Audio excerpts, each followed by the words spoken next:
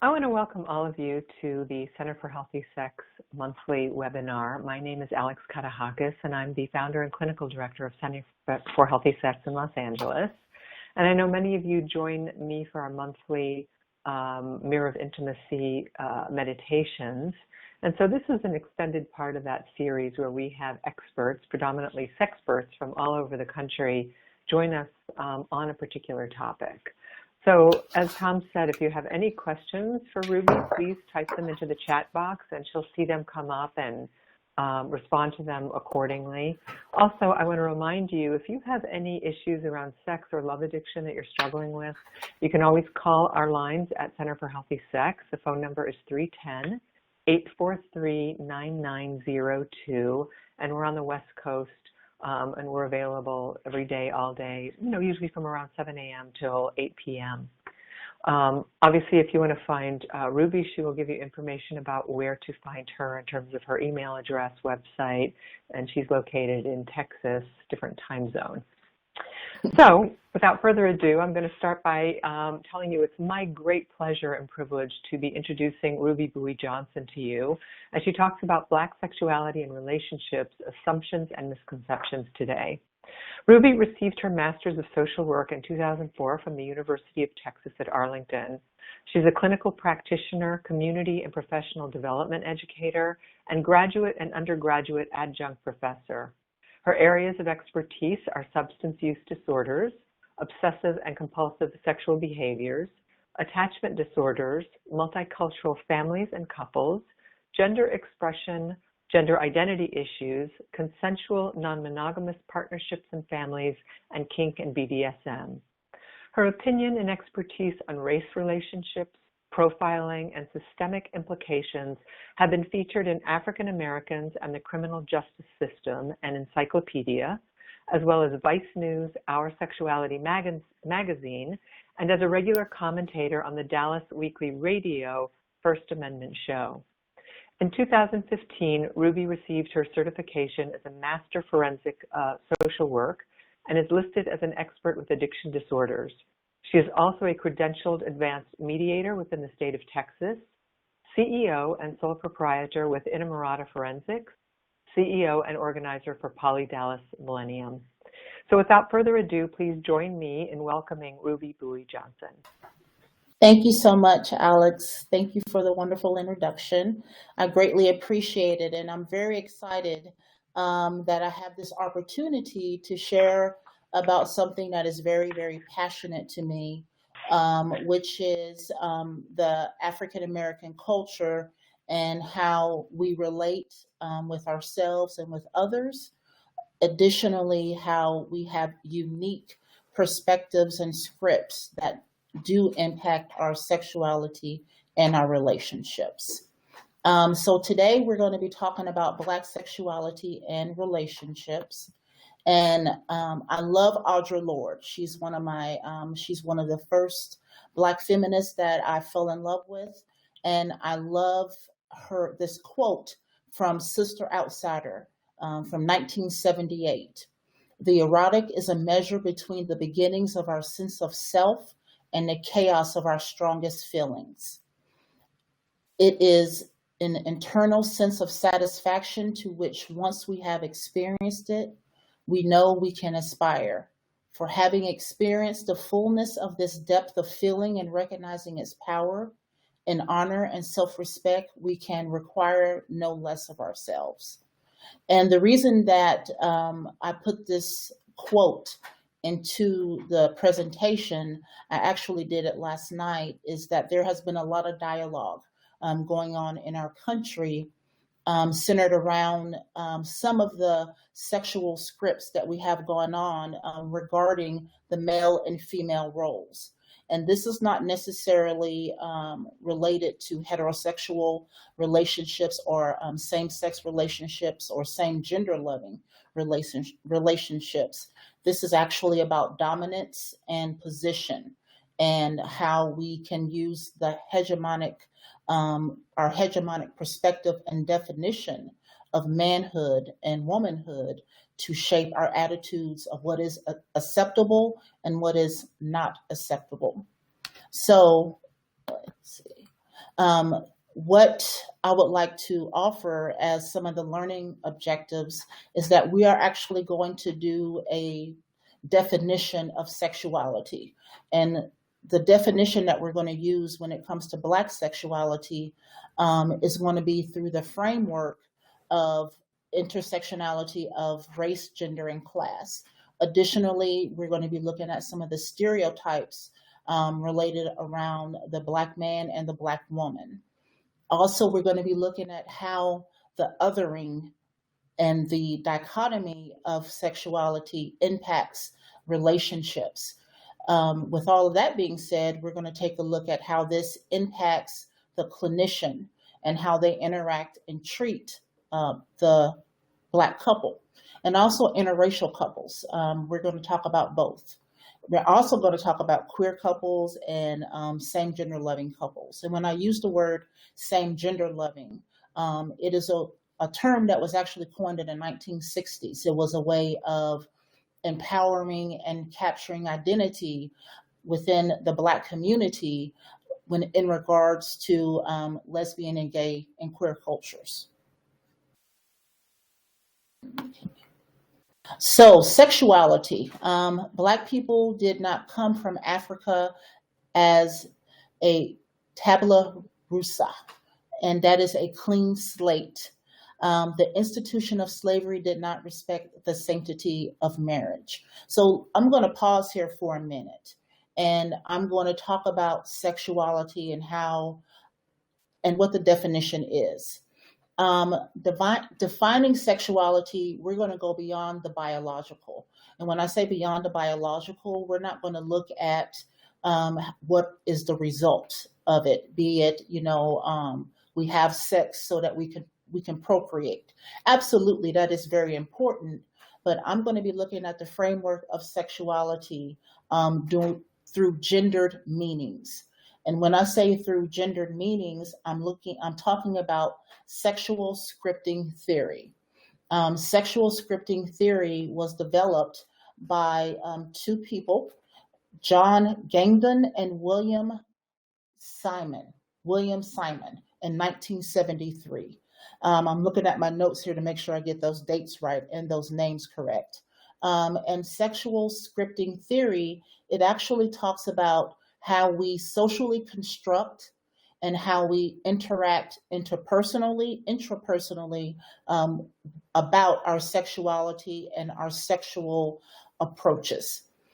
And when we're talking about the Black community, we also must consider how race, gender, and class impact those scripts, especially the inequality of gender, race, and class. So let's talk about some of the main areas that impact those sexual scripts. Cultural scripts are the biggest ones that impact. I have a client, I have actually a couple that I'm currently seeing, and I've been seeing this couple for about a year. And they are an interracial couple. It is a Black male, white female. And some of the cultural scripts that come forth is regarding how he feels within the relationship about his masculinity. And when I say his masculinity, they have issues around libido. His libido is not as high as his partner's libido. And one of the scripts that is prominent within the African American community as it regards to men, there's a great book called Hypersexuality and Hypermasculinity. And within that book, they discuss how men weigh their worth and who they are as men, depending upon some of their heterosexual conquests. Basically, the more women you got, the more sexual conquests you have, the more of a man that you are. And so when we think about the institution of slavery and how that historical context comes into play, a lot of Black men, their worth was how many women could they impregnate and how many women had children that were for the slave master. And so how much sex and how much sexual prowess that you have is not only historically something that was embedded within the psyche, also it is something that the Black male has taken on as part of their identity. And not that this is something that is about blaming, it's more about how we are socially constructed within our relationships. So back to this couple, as a result of him not being able to perform to what she believes a man should perform, which is he needs to initiate sex, he needs to be the one who is proactive, and she needs to be the one who is reactive. Because he's not initiating sex, she says some very ugly things to him, such as, what kind of man are you? Is there something wrong with you?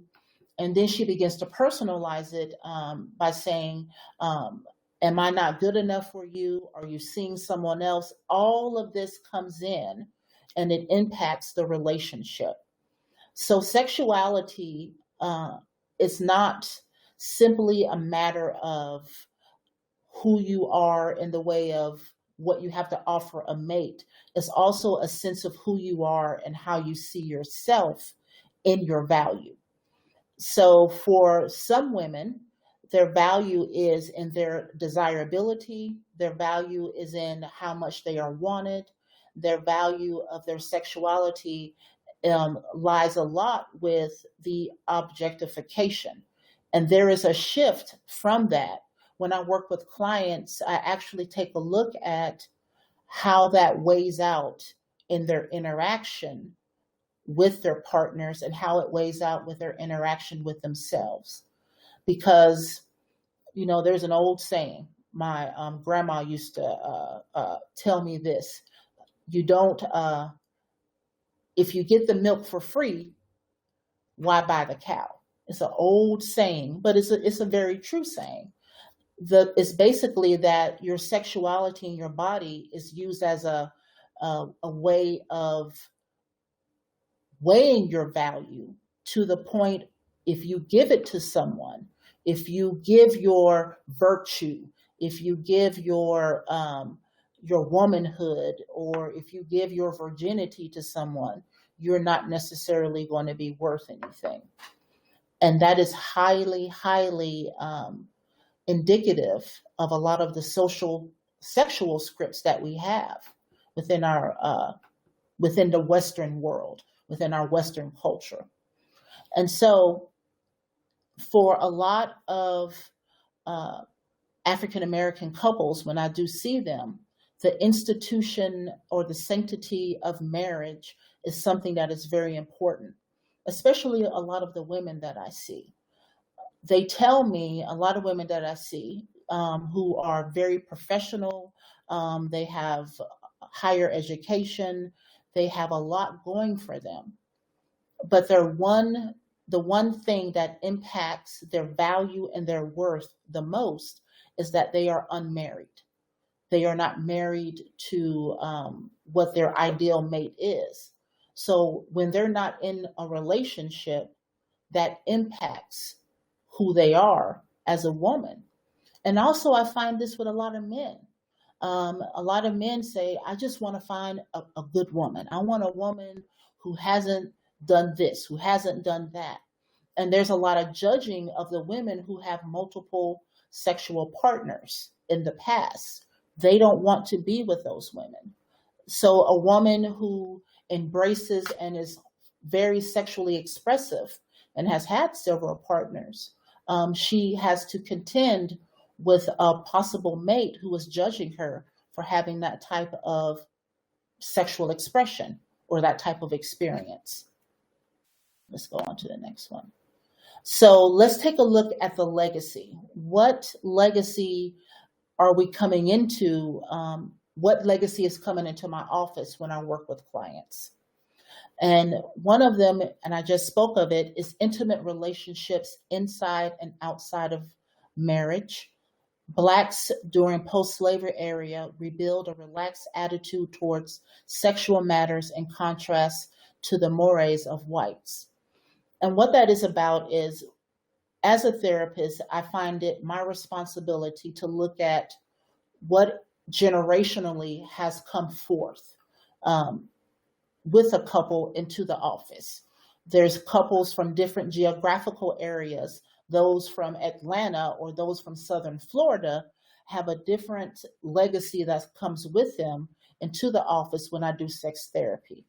Those who are from New York, Chicago have a whole different one. I know from this Southern girl, when I get a client who is from up north on the east side, Northeast, there is a very much a different way of embracing sexuality. And if I'm going too fast, please feel free to type or message me, because there's a lot of information in my head and sometimes it doesn't follow the slides. So I do welcome a dialogue here. So when we're looking at the post-slavery area, when Africans first came into this country, there was a sense of sexual freedom. There wasn't a punitive or a derogatory or a disparaging perspective on who and what was done in a sexual relationship. There was a lot more fluidity. There was a lot more when a young girl came into puberty, it was an expectation that she would, start exploring herself sexually. I found this information out when I read this great book called Sexuality in the Black Church. I recommend it for anyone. And it gives a great history of how Christianity, how hi Stacy, how what we are looking at in the way of the change and the evolution of sexual mores and sexual attitudes, how that has impacted the Black culture and how it has brought on a lot of shame about sexuality. So African sexual customs and mores provided the flexibility needed for Black women and men to adjust from a situation of freedom to a situation where someone else had control over their bodies. And that's when we're going to shift into talking about disembodiment. Disembodiment is a big, big, big issue that is still impacting us culturally. When I say impacting us culturally, it's impacting us in reality TV shows today. My husband was just reading to me an article about love and hip hop and how that is shifting some of the perceptions about Black women. And so that disembodiment about the body and sexuality and how it has been placed on display, it has gone from something that is an expression of freedom and love to something that is an expression of, I'm going to use a little bit of language, an expression of being a slut or being a hoe. You hear that in the music videos. If a woman dresses provocatively rather than celebrating the body, it is more viewed as she's out for something. She wants something. It is saying that, she is giving consent for me to touch, look, ogle, and objectify at a whim. And that is not what sexuality and sexual freedom and sexual liberation is. And so that has slowly over the last century or two, that has shifted from something that is beautiful with sexual expression to something that is considered less than ladylike. And it's also the same for men. I speak a lot from the female perspective because I do use a lot of Black feminist thought in treating men and women. Black feminist thought is not about the exclusion of, it is about the embracing of all sexualities together. And it goes, the next bullet says, Europeans regard sexual intercourse as dirty, evil, and sinful. And that's one of the things that's one of the ideological perspectives that was used a lot to I guess to say, justify the raping and pillaging of Black women, because some of the masters refused to do the things that they wanted to do to their wives. So they used the Black women who were working the fields. They would come to their houses at night with their husbands, in the home, and do what they wanted to do with those women. So they were expendable. They were a means to an end for someone else's pleasure. I don't know if any of y'all ever seen the movie The Color Purple. And I love the movie The Color Purple. It's one of my favorite movies. I can quote it from the beginning till the end. But Celie, the main character, she was sold, for lack of a better word, to Mr. And Mr. would have sex with Celie. But Mr., I should not say have sex, Mr. raped Celie, because Celie would lay there and let Mr., but Mr. would have sex with her. And she would lay there as though she was frozen and in disgust. And so when Miss Celie met Suge asked her, so, do you have sex with Mr.? And she's like, well, he lays on top of me and he does his business. And Suge said, well, it sounds like he's going to the bathroom on top of you, Celie. And she says, that's what it feels like. And this movie was set in the 1920s or 1930s. And so a woman actually giving consent to having a sexual relationship was something that was not given historically for Black women. And we're going to get to that in just a second. And I did talk about, I mentioned this early about the puberty rites in West Africa, for instance, were preceded or followed by training of the young in their sexual responsibilities. Some societies concluded puberty rites of young girls with being deflowered, right? And so following puberty, it was something that was expected. The institution of slavery did not respect the sanctity of enslaved marriages.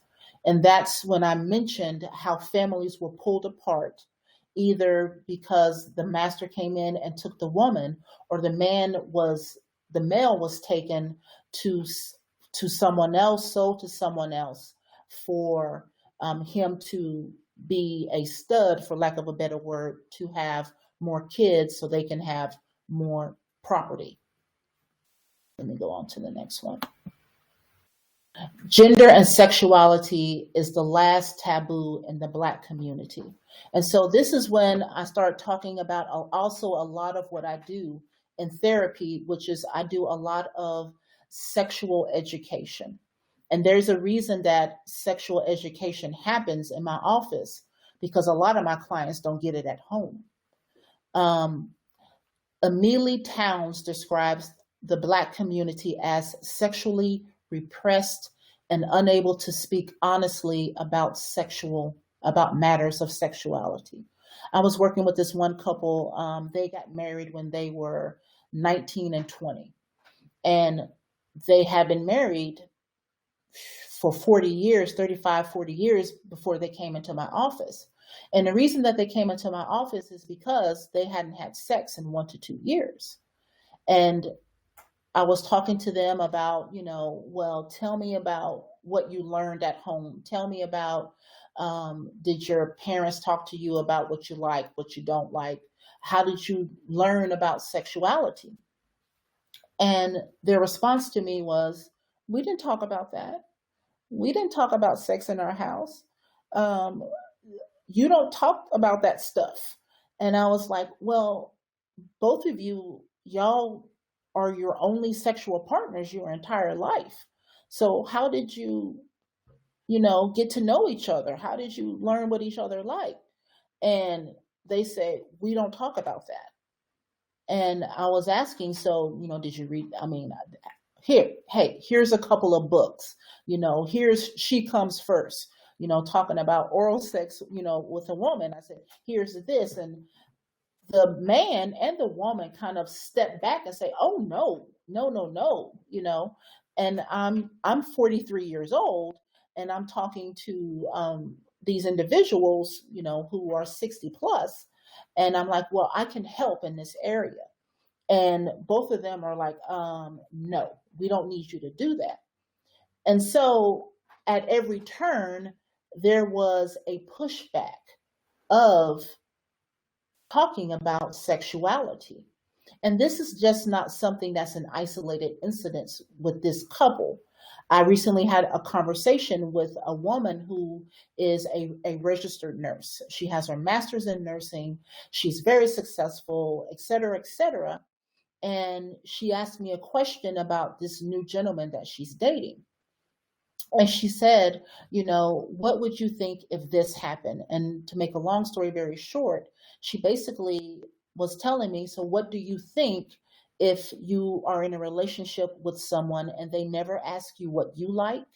They never ask you how you like it. And they basically tell you what they want. And when you finally come together sexually, it's as though you feel like you're being raped because they're just pounding and not asking you if this is okay. I said, so where was it within the relationship where you felt you couldn't talk to them about what you like? And she said, it's because he never asked. And that's one of those sexual scripts that we have. Two of the most common sexual scripts are this. Culturally and socially. And this is from the interpersonal side of it, which is the male is the one who is proactive and the woman is the one who is reactive, in the sense of if he asks her, then she will respond. But if she initiates any of the sexual conversation, she is ruled as too fast, unattractive, et cetera, et cetera. And I also find this when I work with queer couples, feminine on the feminine side, and they are in relationships. And I ask them, how do y'all talk about sex? What does it look like for y'all? And both of them are in the same position also about, we don't really talk. They kind of figure it out. It's kind of like going, and if just figure it out along the way, but there's not really any conversation before. The Black community, the next bullet, the Black community is influenced by the same Victorian puritanical morality that has made sexuality, especially as it has been so singularly equated with genitalia, a very difficult topic of discussion for most Americans. And that's another issue. Sexuality is just not about genitalia. Believe me, sexuality is an entire bodily experience, from the mind to the heart, to the skin, to the intellect, to the emotion. All of it is in erogenous zone. You just got to know how to use it. For Blacks to discuss sexuality publicly is like eating a watermelon in front of white people. All you do is confirm your images of you. And that's something really important to talk about. There's a lot of misconceptions, and that's what I'm going to get into. Misconceptions about the sexual prowess of Black men and also the insatiable appetite of Black women. Apparently, a Black woman is always on and always ready to go. So when there's conversations about sex or sexuality happening, it is fulfilling a stereotype for a lot of Black women. So we don't talk about it. We don't talk about our sexual selves because we don't want to be seen as a Jezebel. That's one of those archetypes of Black women, Jezebel, which is, I'm going to use the word, a hoe, whorish. And so there's another archetype, which is Sapphire, which is the angry Black woman. So any level of assertiveness sexually can be hit with a double whammy. You're too aggressive, and then you're too sexually out there. So it's kind of like a catch-22. While silence on sexual matters may have benefits, such silence certainly stifles the Black community's ability to disrupt the command of white culture upon Blacks' sexuality. And there's always been this othering. There's this dichotomy of what is sexually pure and what is sexually deviant. And we call it, normative, non-normative. We call it heteronormative, non-heteronormative. There's always this dichotomy of what is considered the right way to be, rather than embracing and not comparing it to anything at all, just accepting it for what it is. And we're going to get to that in another second. So sexual education. Sexual education is one of my passions, and I love talking about consent, negotiation, and coercion. One of the articles that I was reading about sexual scripts, it talks about women are the group that mostly has sex when they really don't want to. And men are actually also coming forward and saying, a lot of times they don't have sex. I mean, they have sex when they really don't want to because they feel it's an expectation. And they call this token resistance. And with the token resistance is a lot of conversation going on in the consent community. But a big part of sexual education for me within my office is talking to people about how they can express to their partners or how they can express of themselves what they want, what they don't want. Oh, okay. I'm sorry. I was reading a message over there on the side. So there's a question here. Have you seen males expressing a desire for their female partner to be more proactive when it comes to intimacy or sexual activities? I'm wondering how this female reactivity can be less desirable for men, contrary to the expectation of the sexual script. That last part of your sentence, absolutely. Yes, I do see a lot of men who come into my office. These are heterosexual couples who come into my office and they're like, I want my wife to be more spontaneous. I want to come home and I want her to be this and I want her to be that. The caveat that I offer to them is, now, do you want the woman who's in the Beyonce video, Partition, or do you want your wife to be more communicative, more spontaneous in a sense of initiating sex? What are we talking about? Performance or initiation? And so what we reduce it down to is that they want their partner to actually initiate a little more. And this is from the younger generations. This is from my 30-year-olds and my 20-year-olds, where they actually want their partner to initiate more. They want to step outside of the usual expectation of the man initiating sexuality. And this is the sexual education piece. Let's read the first bullet. It is mandatory that the Black community initiate a comprehensive form of sexual discourse if it is to repel and disrupt the power of white culture in relation to Black bodies, sensuality, and spirituality. And I think this is also more about returning back to sexual expression being something that is celebrated versus something that is stifled. Sexual discourse of resistance has two central goals. First, to penetrate the sexual politics of the Black community, and second, to cultivate a life-enhancing approach to Black sexuality within the Black community. These goals suggest several essential tasks to be carried out by this discourse. And when we talk about sexual politics, we're not just talking about the politics that happens with policy making. We're also talking about the politics that happens between ourselves. And that's part of those scripts. And cultivating a life-enhancing approach is more about how can we improve not only the quantity, but the quality of our lives. I'm not sure if the audience recognizes this, but a lot may, which is females aged 15 to 24 have actually the highest prevalence of catching HIV.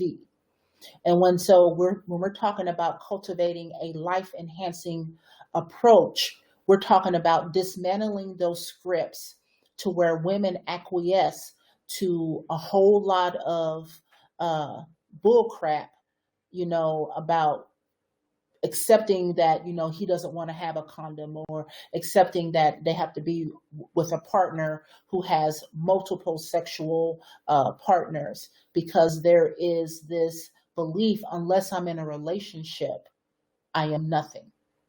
And so there is a lot of acquiescing to a whole lot of unacceptable behavior. And that's that life-enhancing approach. So some of the messages that we are receiving from media, music, movies, religion, role models, these messages that are especially important to take a look at within media is that Black women are more than whores, crack whores, or more than women who have big booties and we're just made to sexually tantalize. And Black men are more than these bucks that are out to take over and take all the, it's just a whole lot of stuff, a whole lot of messages that are untrue. These are myths. The scarcity of the Black man is a myth. The white woman wanted to take all of our Black men is a myth. Black men are just criminals. All of them got prison. All of this are myths. And I really, really want to communicate that. And I communicate that to the young girls that I work with. What is out there and what is available to you is not what they feed you. Don't drink the Kool-Aid is what I try to say. And in music, hip hop is something that is highly, highly influential to young folks. I have this 15-year-old that I'm working with right now. And he's, sitting in my office, and I asked him, I said, so what do you want to do? What do you want to be? And he tells me, he says, well, I want to be like, I forget the rapper's name. I'm old, yes.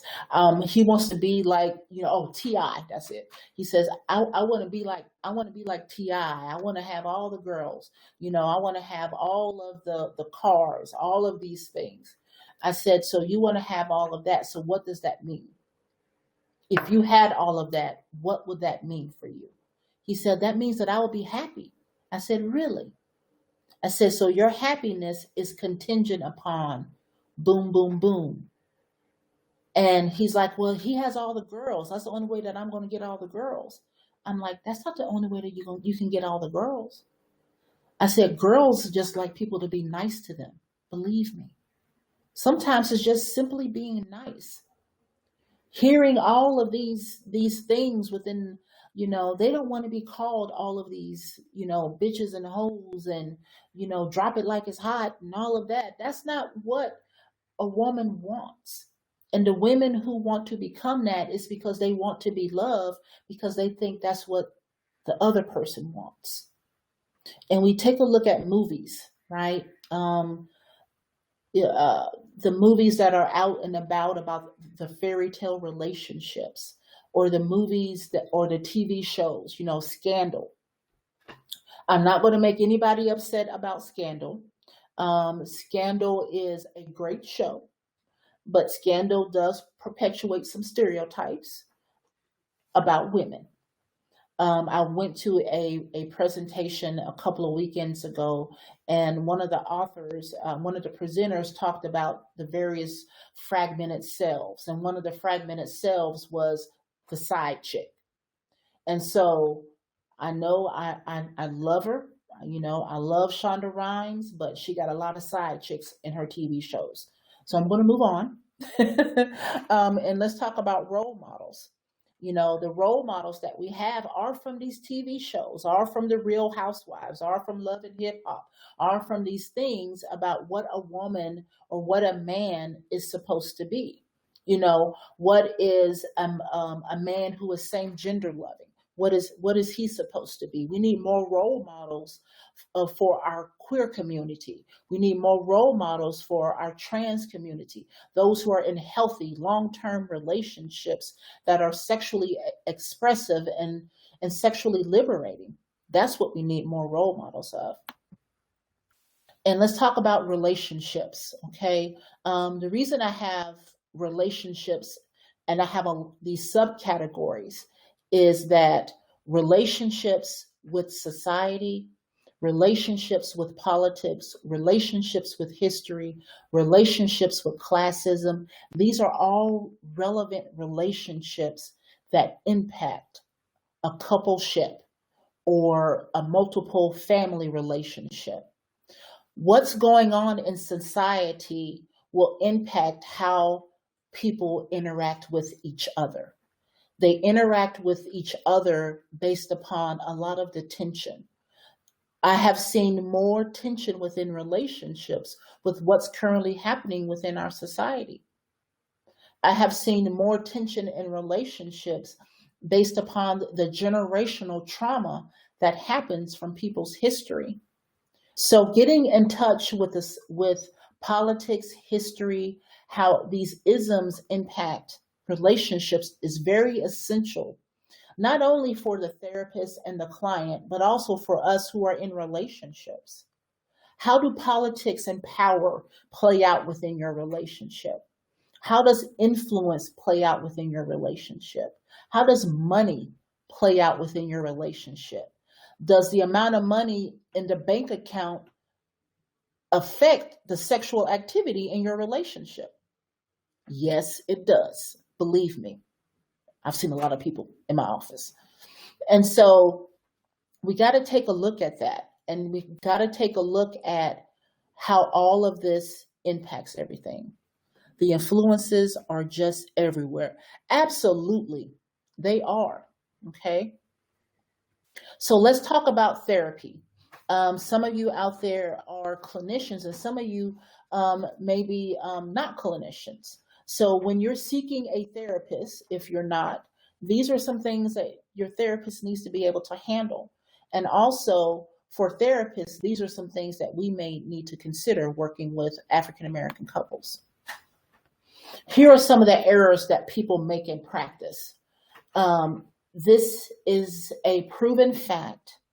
Directive therapy leads to immediate client resistance. If you as a therapist and your client comes into you for the first therapy session, so, an African-American couple comes into your office for a first therapy session, trying to tell them what they need to do is not going to work. It needs to be a collaborative process. Directive therapy does not work well at all. Therapist teaching declines in engagement from a client. If you go in and you think, in this power differential, I'm going to teach you something because I'm the expert, you are negating what the client is already bringing to the table. They're not there for you to teach them. They are there for you to help and facilitate with them. Power and privilege may influence their daily lives as well as therapeutic relationships with clients. Cultural humility is one of my favorite approaches to infuse into my practice. Evening out the playing field, eradicating that power differential is the most important thing that I can do, because the therapist is already in a position of power. They come in with a certain level of knowledge, and the client wants to know that the therapist is going to talk to them and not at them. So that is an important technique to get in touch with. Treatment devoid of contextual, racial, cultural explanations. Treatment devoid of contextual, racial, cultural explain poor treatment engagement, failed appointments, cultural mistrust, and high rates of premature termination. So not considering the racial and cultural aspects of your client will create a lack of client base. And so for me, that is something that I infuse into my practice a lot. I take a look at who they are as an individual, and I get that knowledge from actually, just because I'm Black doesn't mean that comes automatically, right? So I do my own research. I don't make assumptions about anything. I work with clients who are Nigerian, clients who are Ethiopian, clients who are from various African nations. And just because we share the same skin color doesn't mean that our cultural lens is the same. So we must get in touch with that. Let's see, someone says, yes, this is why I have so many clients from other therapists. I understand. I understand. I do too. Okay, leveling the playing field. Some of the skills, unique skills are required for working with persons of African descent. Strength, focus, and reinforcement help engage clients. Exploiting the strengths of your client will keep your client present. Telling your client that they are defective and only focusing on what is wrong will not work well with the African American or African client. They're already dealing with a society that is disparaging and making assumptions about who they are as individuals, and not seeing the strengths and the positive and the hopes and the dreams that they have. So one of the first things that I do in my assessment is I ask them, okay, so tell me, what do you do well? What is it that you excel at?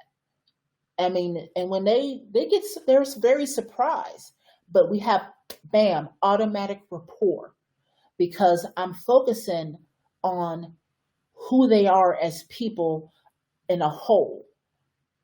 I am not problem driven.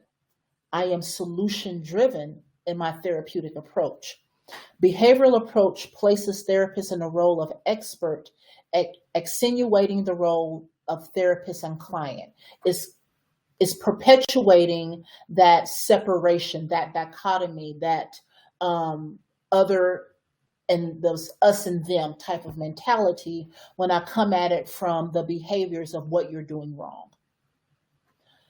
Overcompensating for stereotypical biases can dilute the acknowledgement of bias, which can affect the therapeutic progress. I work a lot with, I do some consultation with colleagues who are white and they have Black clients. And so they go in and they try to walk around on eggshells and try to avoid being the stereotypical white person working with the Black client. I said, that doesn't work, right? I mean, just be who you are and understand that you don't have to talk a certain way. You don't have to be a certain way. You don't have to have a certain anything. Be authentic. The client picked you because they wanted to come into your office and they wanted to pay you for your services. Getting them into your office is the biggest part of the battle. Engaging them, that falls onto you. And the way you engage them is just to be real. The effect of cultural variables with treatment, attempting to mold the relationship of a Black couple into the therapist's view of marriage. That's another big issue. One of the things that I have learned is a lot of the therapeutic modalities that are used within couples therapy were normed on white couples. So putting that model on top of a Black couple is not going to work. So what we have to do is we have to infuse and find out what does work. And the way that we do that is, the first thing is to get in touch with the therapist's self. The therapist's self is for the therapist to figure out what are their own racial, cultural, and ethnic identities, and being sensitive to their own cultural biases and beliefs and the impacts of these on their interactions with themselves and with others. And that is very important. For me to say that there are not certain biases that I have is wrong, because there are biases that I have. Mine are more on the socioeconomic side of it. When I have clients who come in, I see a lot of clients who are very wealthy. And so when they come in talking about some of their struggles as a couple, I have to step back and say, okay, for them, this is very real. For them, this is a very real struggle that is impacting their relationship. I don't need to try to right size them. I don't need to try to do any of that. What I need to do is meet them where they're at. Someone has a question. Who is a role model who you would say is Black, sexually expressive female that is respected across all social and racial levels? Michelle Obama. I'm sorry. That's the first thing that popped into my mind. I love Michelle Obama. And she embodies, oh God, the way she moves, the way she carries herself, her level of affection for her husband. They are not shy with PDA, the way that she responds when her husband touches her or when they look at each other. To me, they have, or she appears to have, a great confidence in her body, herself, her intellect, everything. Would you say Michelle Obama is respected across all social and racial levels? That's a loaded question. I know all is a very absolute. So I would say many, because I've heard conversations and I do a lot of reading and a lot of blogging and all of that. But also that's kind of biased because I'm in a very liberal blog and my community is. But for right now, I would say most social and racial levels, not all, but most. I'm trying to think of another Black woman who would be. And let me come back to that one. It'll probably pop in my head and I'll just blurt something out in a second. So counselors need to be aware of microaggressions. That is a big one. Microaggressions are those everyday slights, insults, invalidations that come across within our daily living. And I'm guilty of it. I mentioned the clients socioeconomically, I have to catch myself and be very, very cognizant of how I'm communicating, because I don't want to invalidate their experience. And I think it's very important for us as therapists and clinicians and within couples not to invalidate. I'm in an interracial relationship. And so being in an interracial relationship, when there's things going on within our society, or I have a client that I'm struggling with, and my husband wants to talk to me about it, I look at him side-eyed sometime and say, how can you understand what I'm going? That is invalidating and pushing away his bid for affection and empathy. So even in our own relationships, we need to be aware. Counselors must learn about worldview experiences. Be knowledgeable. Read BBC, MSNBC, Fox News. I don't endorse Fox News, but we got to be aware of everything, because I have conservative clients also. I have clients who said that they picked me because I remind them of their nanny when they were younger. I look at them with a side eye and a smile. Okay, so counselors need to develop their competency and use culturally appropriate intervention strategies. So let's get to that. Cultural relevance is often overlooked in treatment goals. I love this quote. A woman questioned and a race problem.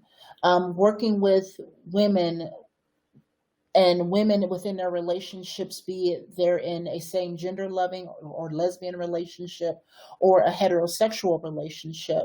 A woman of color, we must consider both the woman who is oppressed and the ethnic group who is oppressed. The necessity of recreating positive self-definitions and rejecting denigrating, stereotypical, and externally imposed controlling images, mammy, matriarch, welfare mother, and whore. And those are those archetypes that I alluded to earlier within the presentation. And the alluding to them are making sure the internalized archetypes that some Black women have, we have to dismantle them.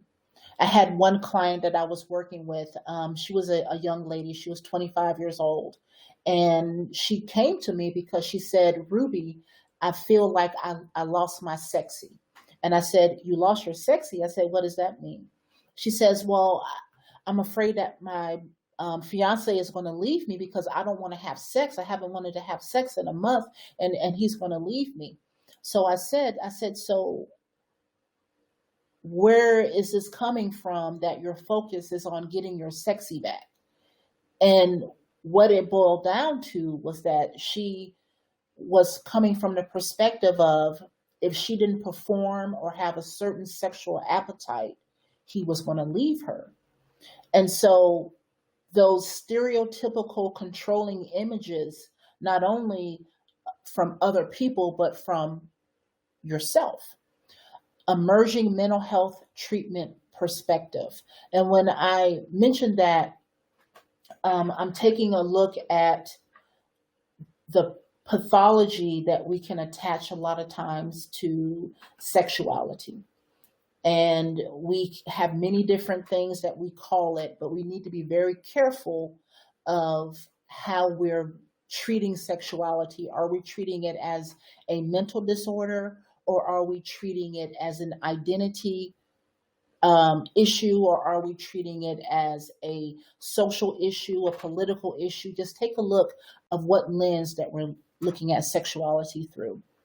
Offering a lens through which we view the multiplicity and simultaneity, oh, that is a word, I think that's a typo, of oppressions and emotional struggles that Black women experience. And yes, we must take a look at the multiple vantage point, the multiple views simultaneously when we're looking at the emotional struggles. So look at the oppressions and the emotional struggles. And this is not just for Black women. This is also for Black men. We got to take a look at this. And so here are some modalities that are very effective. If y'all can hold on like about 5 to 7 more minutes. And I am so open. I'm going to give my contact information at the end.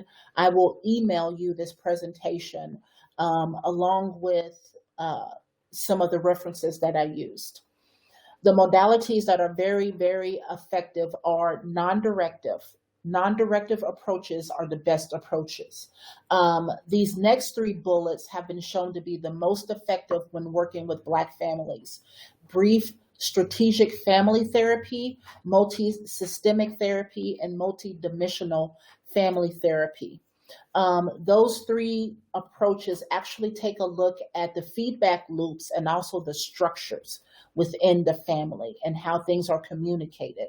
And when you're looking at the communication and you're looking at the power differentials and you're looking at the politics within the family and how different systems impact them, systems from the institutional systems, the political systems, the community systems, poverty, when you're looking at the entire family in that systemic way, you're going to actually have the most effective treatment outcomes. And storytelling.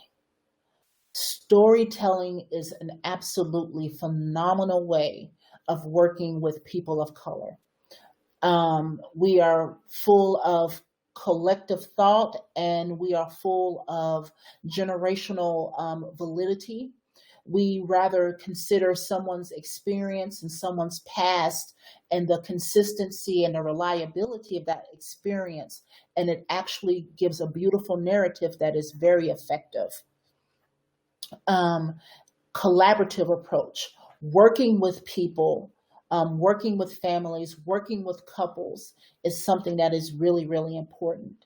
And to go back to that storytelling narrative approach, for individuals, when you do the initial assessment with your couple, genograms are awesome. And I actually have like 3 different samples of genograms that use that considers the cultural aspects. And if you email me, I can send you those cultural genograms also. Larica Young, that is a great question. I have spent the past been listening on the phone. Ruby, you have been so enlightening and insightful. Are you sending the notes from this? Yes, that is a great question. I have spent the past several minutes trying to come up with answer. It says a lot that we don't have an immediate answer for that question. Thanks for the platform, Ruby. Oh, y'all so sweet. Okay, the root model. The root model is another model that takes a look at racial identity, looking at how a couple's or the individuals within a couple, how that identity was developed is a very, very important assessment to take a look at, because we are not homogenous. We are very heterogeneous in our development and also in our lens and also in our view. So I think it's very important for us to take a look at how each couple has learned to build their identity. These next 3 bullets are more about taking a look at the self-validation. How do we validate our clients? Each one of these techniques are various techniques that explore validation for the client, for the couple, for their system as a whole.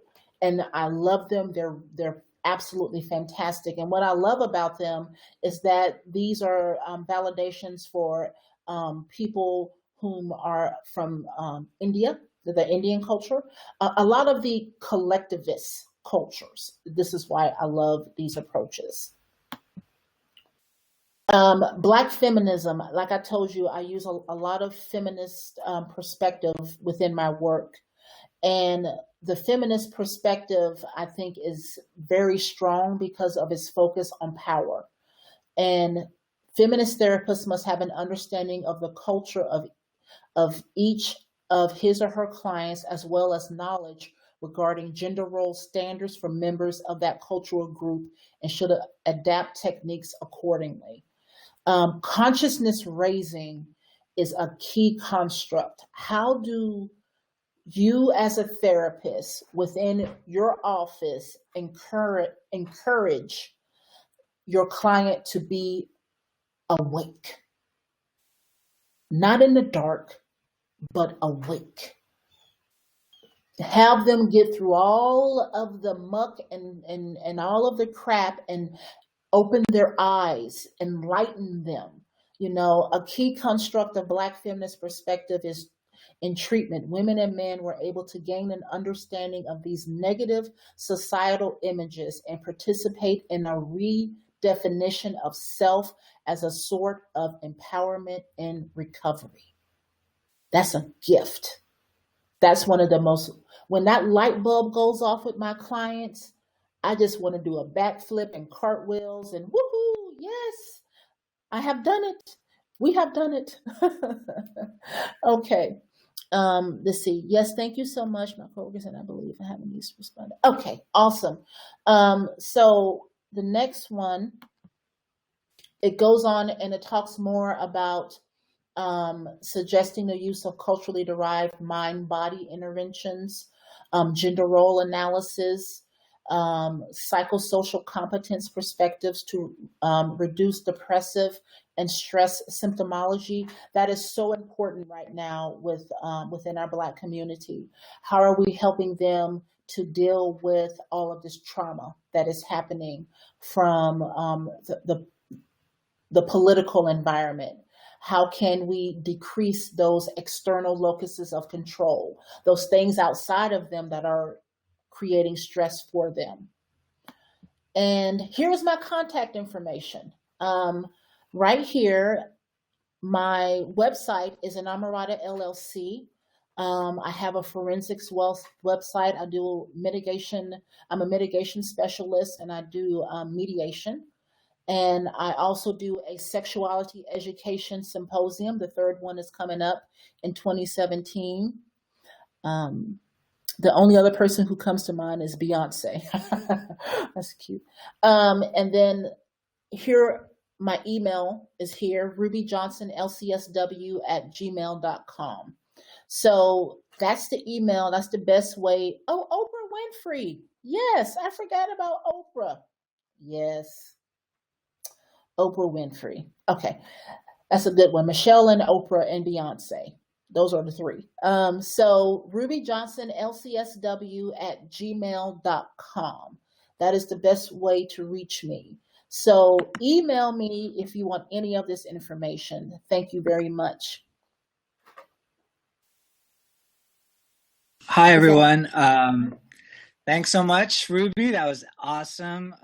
Thank you so much. And anyone, if you want to reach out to her, her website information is right here, rubyjohnsonlcsw@gmail.com. If you're watching us on YouTube, that would also be the way to reach out to Ruby. And please join us next month, November 11. We'll be speaking with Vina Blanchard about surrogate partner therapy. This webinar will be on YouTube within the week. Anything to close us out, Ruby? Stay awake and keep on moving. That's All right. it. Thanks, everybody. All right. Bye.